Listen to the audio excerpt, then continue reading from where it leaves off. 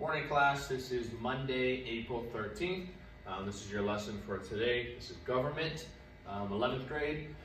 Make sure you are paying attention. We're going to do a little bit of a review. As soon as we're done with this, go over and take your quiz for today. Just a reminder, make sure you are doing your work every single day. Go for all your classes, do the lesson, do the quiz, do whatever work that you need to do for that day, because it does matter. It does reflect on your grade. Okay, so we're talking about state and local governments. We're going to review today. State government first. Of course, we have the seal of Indiana, the state seal of Illinois, Indiana State Capitol Building, Illinois State Capitol Building.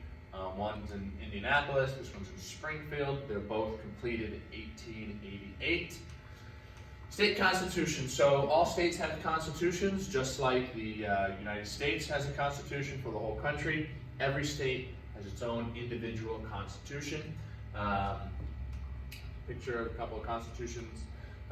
Most constitutions are, on average, every constitution is 4 times as long as the U.S. Constitution. It's obviously more specific to that state, or to the specific states. Here we have the longer ones and the ones that talk about God the most. State government officers. So we have governors. All states have governors. The governors run the executive branch of that state government. Gubernatorial terms are 4 years in every state, commonwealth, or territory, except for New Hampshire and Vermont, which have a 2-year term. So 48 of our 50 states follow the federal term limit on the executive branch, which is the president, and they have a 4-year term limit for the president. Most of the states, 48 of them, have a 4-year term limit for the governors as well. New Hampshire and Vermont have a 2-year term. Eric Holcomb, governor of the state of Indiana. J.B. Pritzker, governor of the state of Illinois. Governor elections are done in a 2-part format. So first we have the primaries, which each political party selects a candidate, and then the general election. So the general election for the governor is done by popular vote, which is not the same nationally.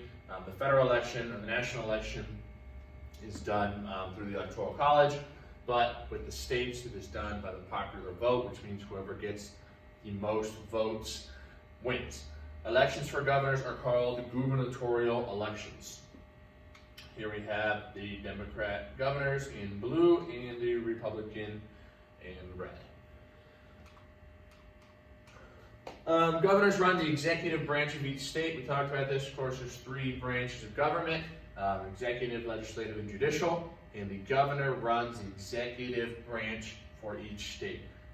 So they approve the state budgets, they veto state legislature, they enact state legislature, and they appoint state judges. So that is their roles. Here's just a little pie graph of the average.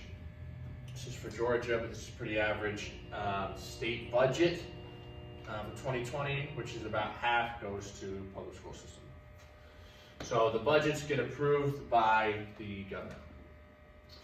Here's some more spending: 31 billion, 68 billion. It's from 2017. State legislators. Every state has a bicameral or 2-house legislator, except for Nebraska, which has a unicameral body. Sizes of these houses vary. So most states, 49 of them, mimic the national legislative branch of our government by having a 2-house system. So we know in our Congress we have the Senate and the House of Representatives. It's a 2-house bicameral system. Set for Nebraska. So every state has 2 houses. They're not always called the same thing as House of Representatives and Senate, but every state has 2 houses except for Nebraska, which has a unicameral or 1-house body. Of course, the sizes of these houses vary. So shows a little bit how they do it in California. They call it a state assembly and a state senate, and those 2 houses make up their legislative branch. This diagram just shows the difference between rural California and more urban California, and how many senators or how many representatives they have. 9 to 111. This shows the 2019 partisan split. So this is the first time since 1914 that there's only one divided state legislature, meaning that between the two houses in each individual state, they both were either Republican or Democrat, except for Minnesota. One was Republican, one was Democrat. Of course, Nebraska only has one house. Okay, courts. So, court system. Every state has their own court system. Many states have a Supreme Court. There are different court systems. Of course, we have trial courts, which is for traffic violations, divorce settlements, murders, etc. And then the appeals courts, the appellate courts, state Supreme Courts will fall into this category if the state has one, or higher courts that are put into place to hear appeals. So each state has different criteria on whether or not a case can go to their Supreme Court or to their appellate court, and that's all structured and laid out in their state constitution. Indiana Supreme Court, there's 5 positions in the Indiana Supreme Court. Their positions are held for 10 years, and in the state of Indiana, the judges are appointed by the governor. Illinois Supreme Court, there's 7 positions. Their term is 10 years. They're elected into the office by the legislative branch of the government. If there's a vacancy, the Supreme Court justices fill their own vacancy. That's the only Supreme Court in the country that does that.